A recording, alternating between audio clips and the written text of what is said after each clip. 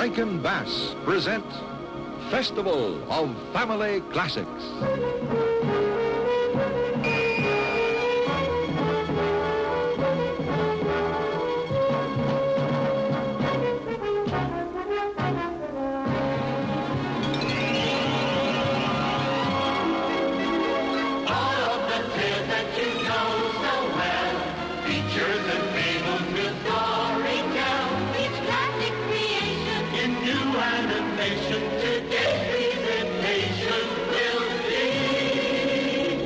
Jules Verne's breathtaking tale of underwater life, 20,000 Leagues Under the Sea, Part 2.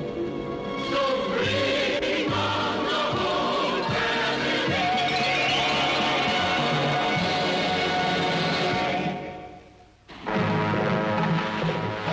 While searching the high seas for a widely reported but unidentified monster, the U.S. Navy frigate Abraham Lincoln is attacked not by some giant whale, but by a mysterious underwater ship. Pierre Aronnax, a world-famous journalist on the expedition, his young assistant Conrad, and America's finest harpooner Ned Land are thrown into the sea during the attack, only to be brought aboard this incredible submarine, an awesome underwater palace called the Nautilus, commanded by Captain Nemo, who has renounced the life of so-called civilized man on Earth. So, Captain, you are just as much a prisoner in this ship as we are. On the contrary, Mr. Land, the entire undersea world is my personal domain. I alone live here, and its vast resources are mine alone to enjoy. Ned vows to escape, but Aronnax and Conrad are fascinated by the wonders of Captain Nemo's subterranean world.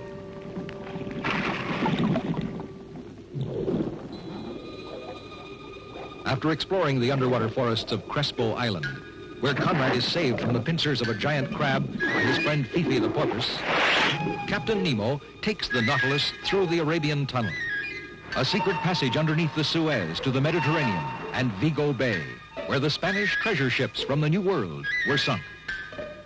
I knew these treasures were valued at $2 million. Now you are beginning to understand the extent of my wealth, Mr. Aronnax. But these encounters are nothing compared with Captain Nemo's decision finally to take the Nautilus to the South Pole. Slowly, carefully, Nemo guides his ship along the undercrust of the Great Ice Barrier until finally it'll make it, the South Pole. Captain Nemo claims possession to this new domain just before the sun sets on 6 months of winter darkness. But on the way back, a huge iceberg breaks and traps the Nautilus in a sealed chamber of ice 1,000 feet below the ocean's surface. Efforts to chop their way out are futile, and the air supply aboard the ship is nearly depleted.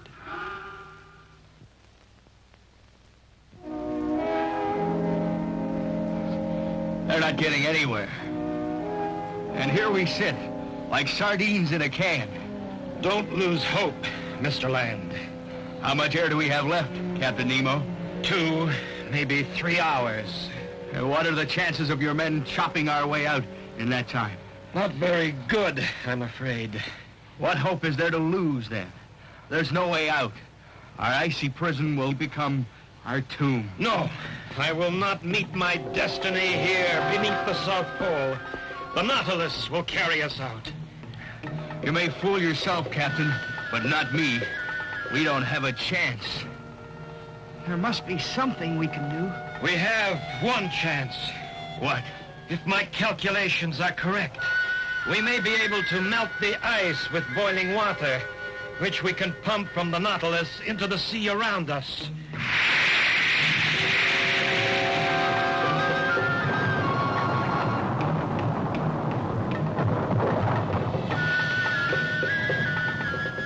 Mr. Aronnax, can you hear me? Speak to me.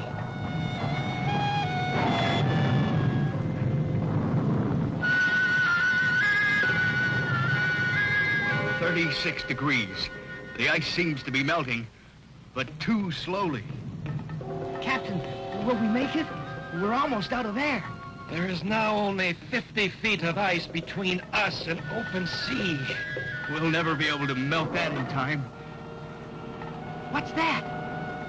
We're moving. We must try to ram our way through.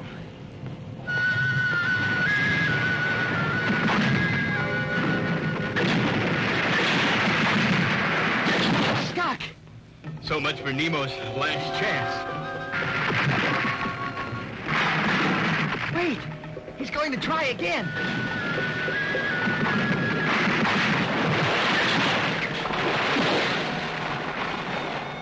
Mr. Aronnax, we've made it.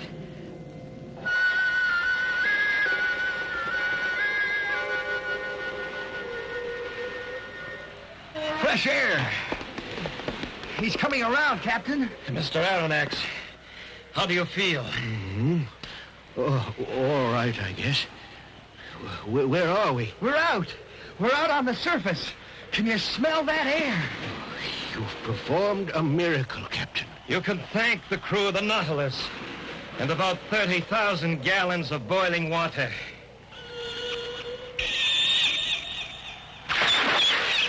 Look, it's Fifi.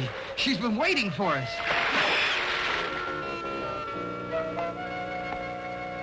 Good evening, Mr. Aronnax. Are you feeling better? Yes, much better, Captain. Thank you. Good. Do you think you're strong enough to accompany me on a rather special excursion tonight? Well, yes, I think so. There will be a lot of walking and climbing, and the roads are not very well kept up. Roads? Your description only increases my curiosity.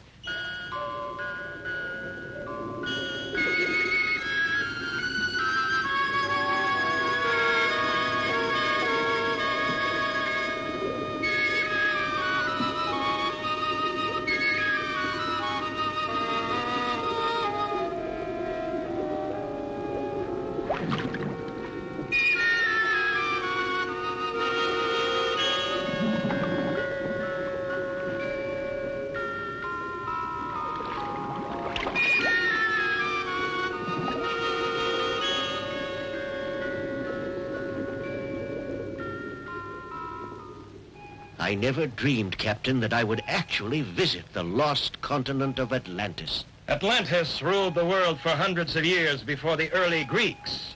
Then, in one day and one night, the entire continent was wiped from the face of the earth, submerged beneath the sea by a natural cataclysm, probably greater than any catastrophe the world has known since then.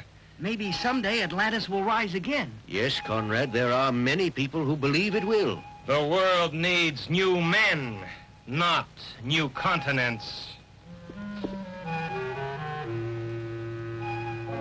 Captain, there's something out there, in the water.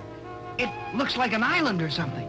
That's the Sargasso Sea, a vast floating mass of seaweed and a breeding ground for eels and other creatures. The Sargasso Sea. I've heard old sailors talk of seeing monsters there. Sea serpents? Well, the Sargasso Sea is formed by the circle of the Gulf Stream, and the theory is that its darkness and warmth makes an ideal climate for these creatures to live in. At least in the imagination.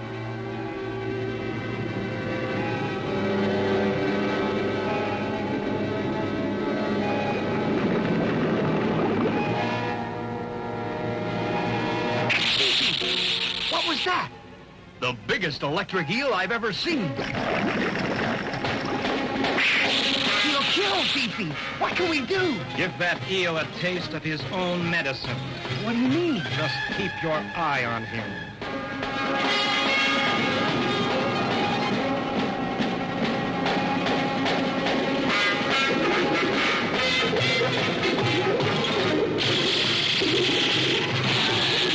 Wow, look at that. Like lightning.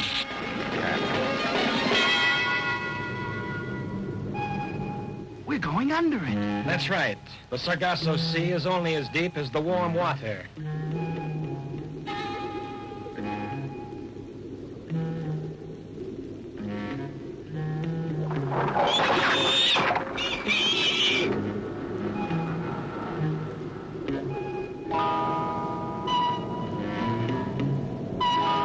Could that be what I think it is? I'm afraid so, Ned. What? An octopus. Judging by that tentacle, an octopus 20 times the size of any I've ever seen.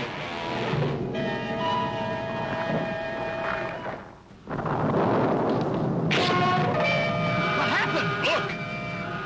What a horrible creature. We'd better find the captain. One One of those creatures out there has fouled the propeller, and now we can't move. What do you intend to do? We'll have to surface and fight our way free. But how? Hand to hand. Look out! It's your comrade! Help! Come on! Help! Somebody from the line! Help! Help! Somebody! Anybody! Help!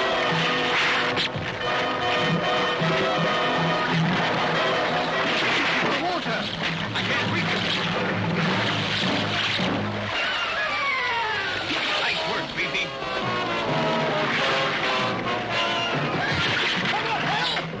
There goes Nick!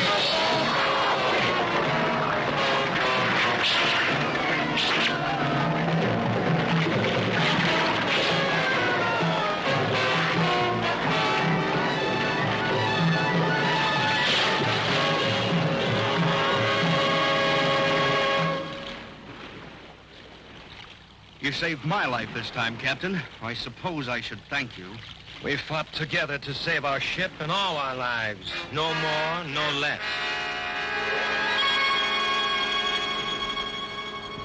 I tell you, I've had enough. We must escape. But, Ned, we don't even know where we are. I don't care. The next time we surface, I'm going to hijack that dinghy and we're going to get out of here. That will be very risky. No more risky than fighting off giant octopus or traveling under the South Pole. Who knows what grim fate waits for Captain Nemo beneath the sea? And since I am not the captain of this ship, I don't intend going down with it. I agree with Ned, Mr. Aronnax. We ought to try. Yes, I know, Conrad. All I'm suggesting is that we make our move when we know where we're going. Look! There's something out there, near the horizon. It's a whale. It's Fifi. Here comes the rest of the family. It's a whole school of whales. We're getting awfully close.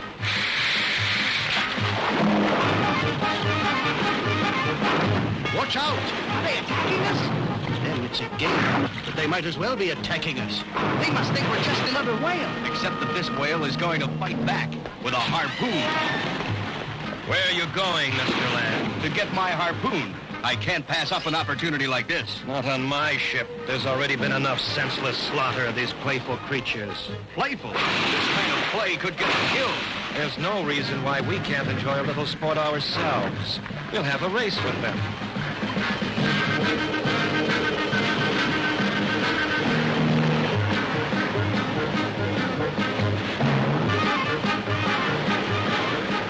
We did it! We won!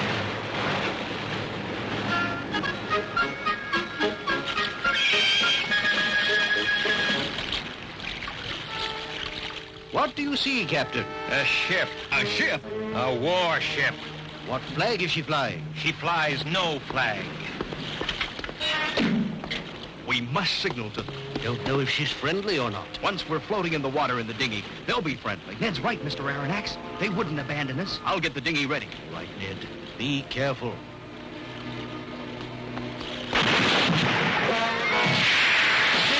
They're firing on us.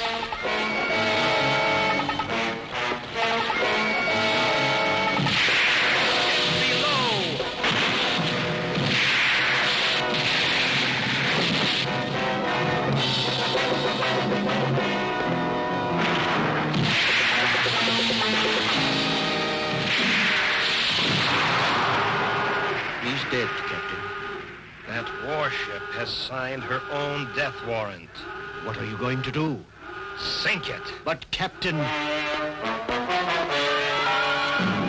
I am the victim, and out there is a ship of war. It is through war that I lost everything I ever loved and cherished. And today I lost one of my brave men. I will have my revenge. What's he going to do? I think we're diving. Maybe we can see from in here.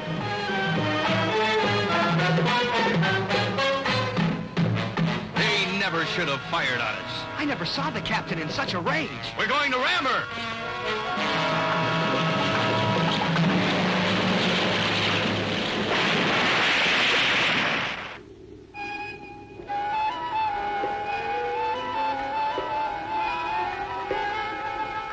It's like the ground was covered in jewels. It is, Conrad. That's coral, and it's often sold as jewelry. It's beautiful. Here comes a friend of yours. Fifi. On horseback. Hang on, Fifi. Hang on.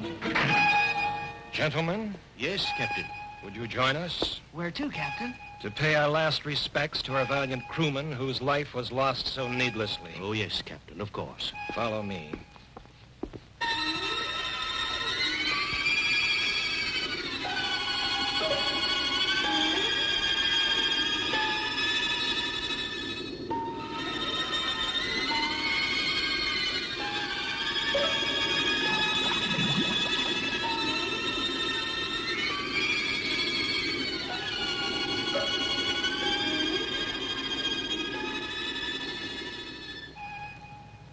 You mean he uses that cavern as a burial ground for his men? That's right, Conrad. I could see other crosses off in the shadows. Well, he won't be burying me there. Are you ready to go tonight, Mr. Aronnax? Yes, Ned, I'm ready. Meet us at 11 o'clock at the dinghy. Ned and I will be there, waiting for you. Very well. I'll be there. A toast to a successful departure. As much as I want to escape, I must confess that I'll miss this extraordinary new world Captain Nemo has shown us.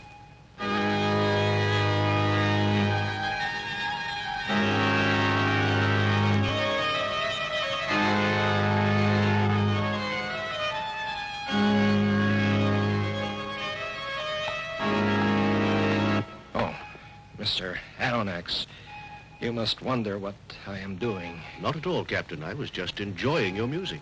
Can you tell that I do not play for pleasure? Yes, Captain. There was a time when I lived among men and had everything I could possibly desire for happiness. I had money, position, and a family whom I loved and who loved me. And where are they now? They were lost. Killed? Yes, aboard a ship I commanded. We were unarmed, carrying passengers across the Atlantic. What happened? We were attacked by a warship. I was the only survivor. You mustn't blame yourself, Captain. I don't. But I will never be able to escape the curse of that terrible memory. What must I do to be released? What?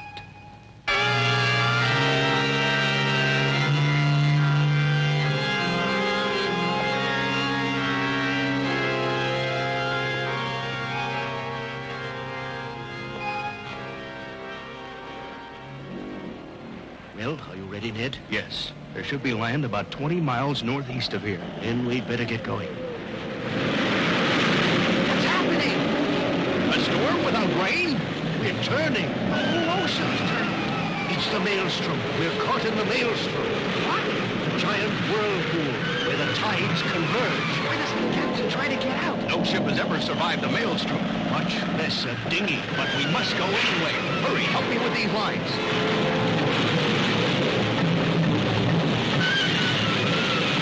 What's the matter? Hurry! Get it!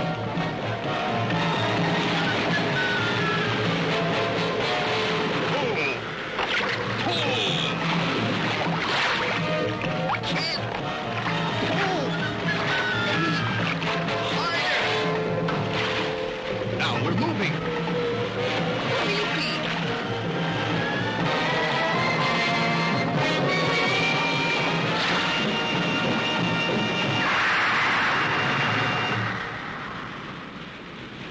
We made it. By some miracle. A miracle named Fifi.